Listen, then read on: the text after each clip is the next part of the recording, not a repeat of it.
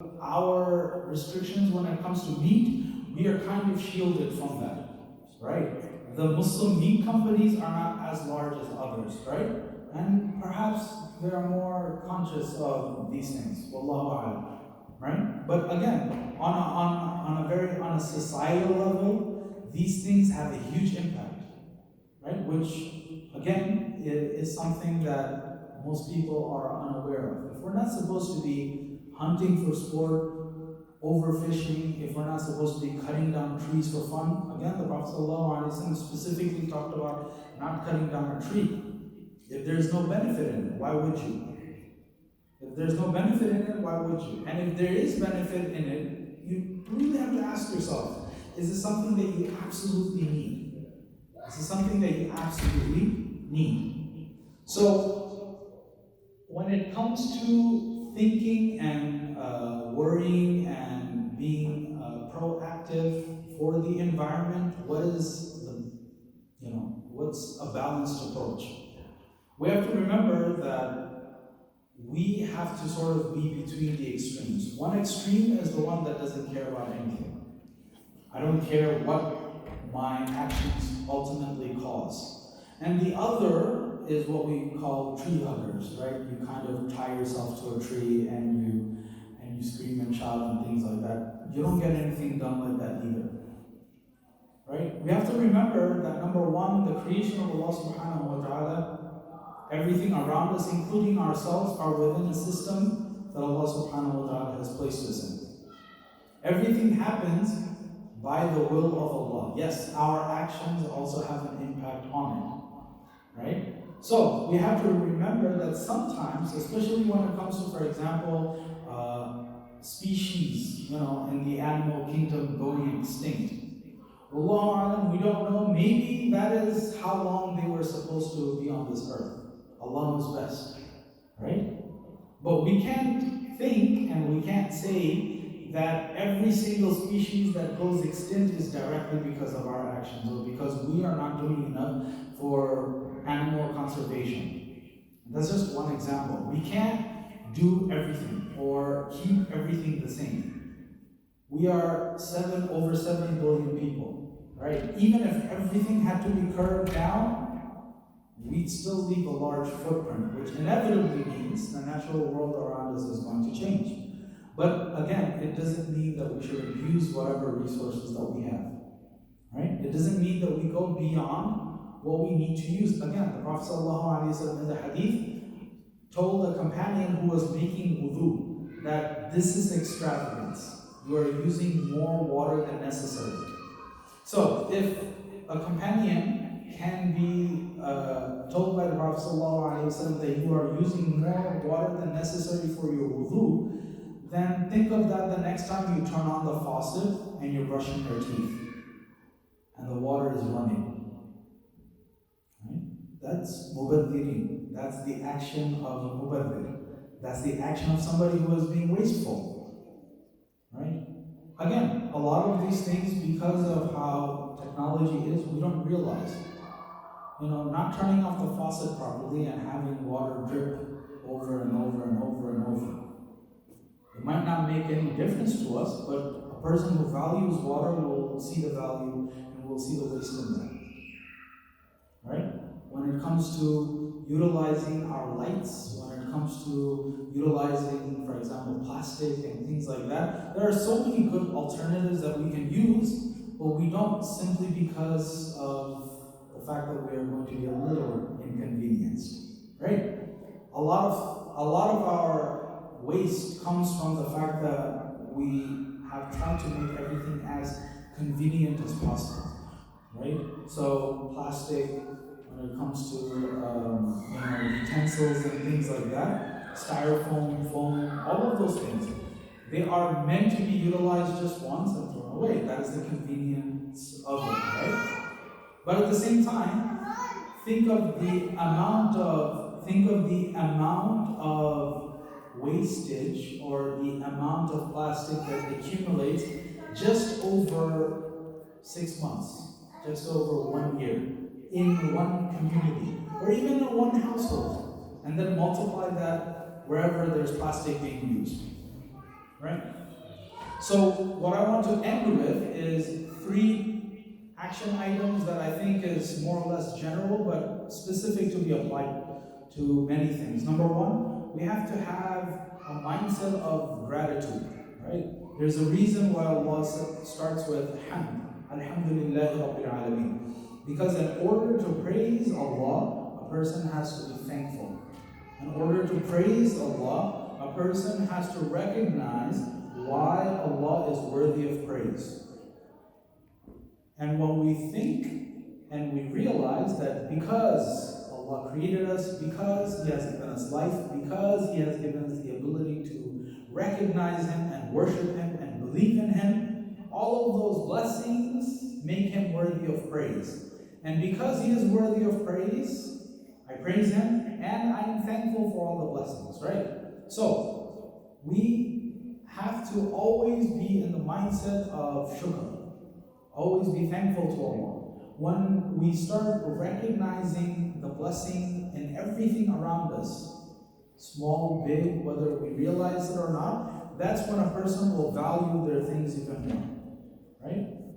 The only way we can make sure that we are not abusing and misusing the blessings of Allah is recognizing that it's a blessing.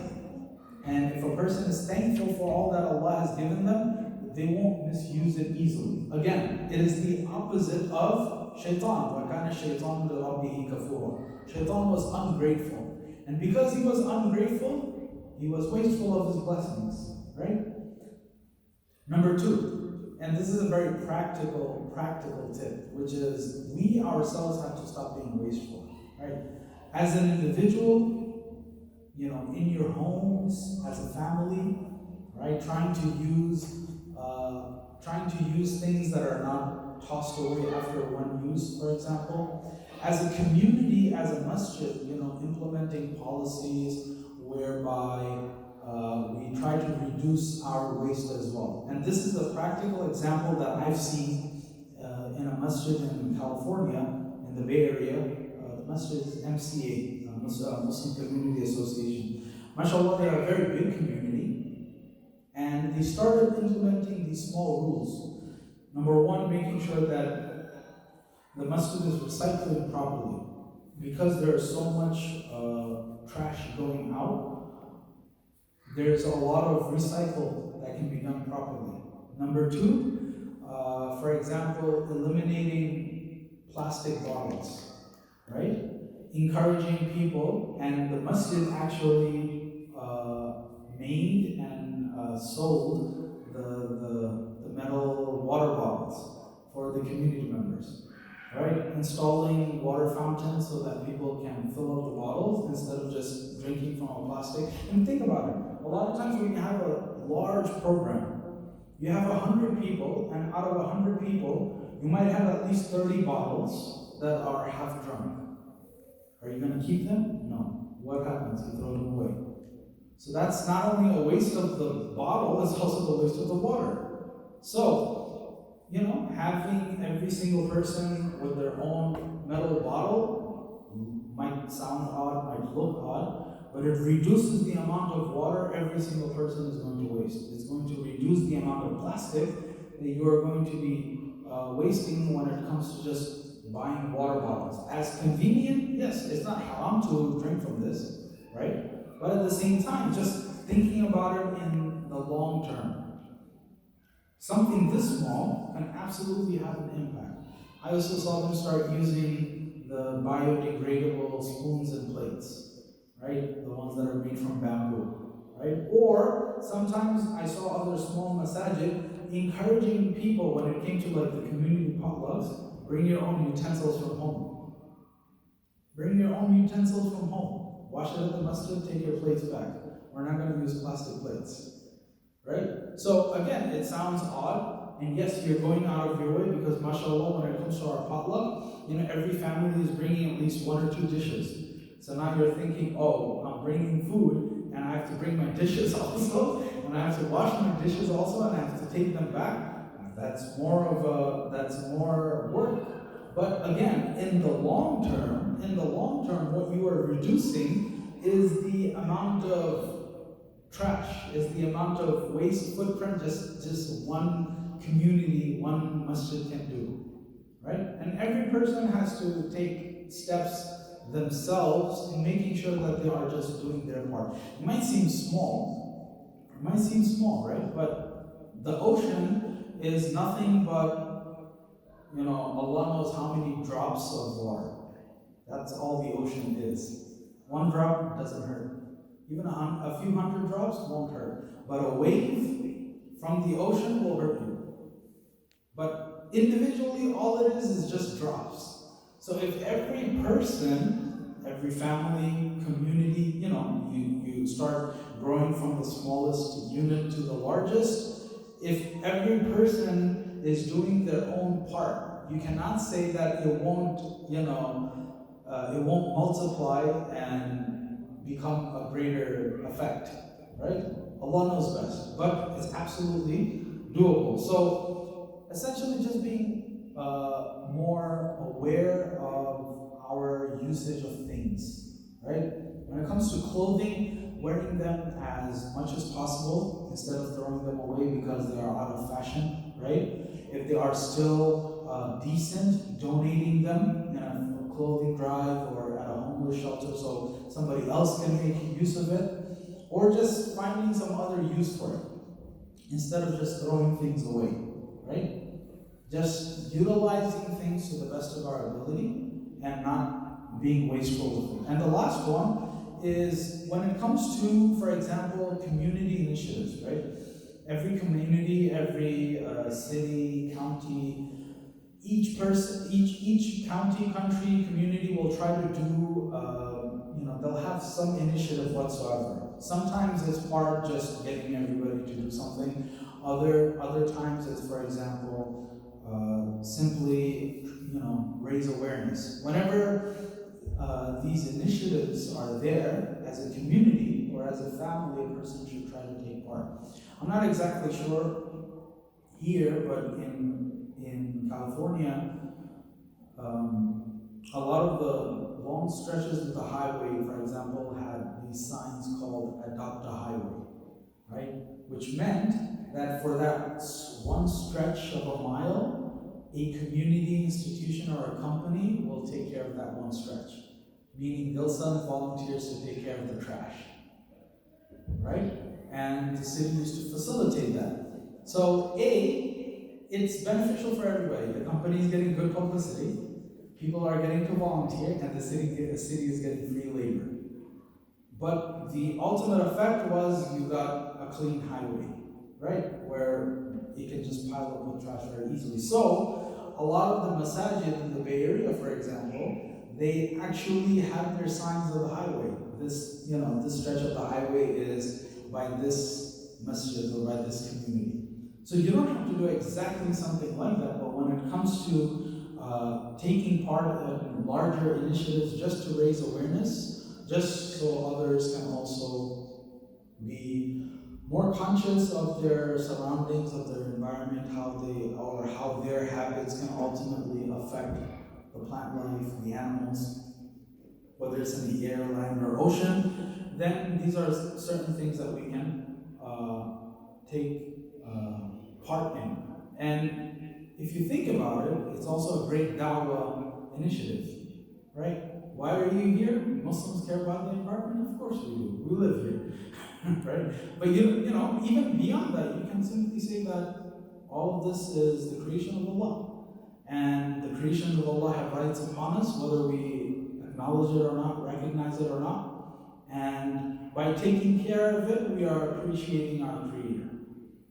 That's a beautiful message. And you're not making anything up. You're not trying to win brownie points.